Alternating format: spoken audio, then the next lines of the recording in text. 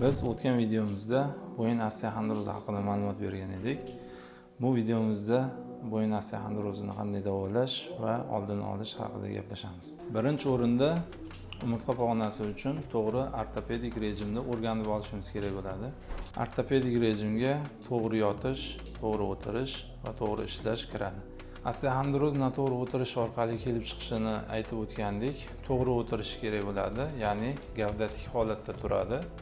Ko'krak oldinga, ikkita yelka biroz orqaga qaytadi. Bo'yinni iloji boricha egmaslik kerak bo'ladi. To'g'ri ishlashda bo'yinni keskin egish mumkin bo'lmaydi. Ko'p o'tirib ishlaydigan bemorlar har 15 minutda 3-5 minut perkur qilish kerak bo'ladi. Davolovchi mashqlar bo'yin osteoxondrozi davosining asosiy qismini tashkil qiladi. Bo'yin yelka mashqlari o'sha sohadagi muskullarni bo'shashtirib, umurtqa pog'onasidagi qon aylanishni yaxshilaydi.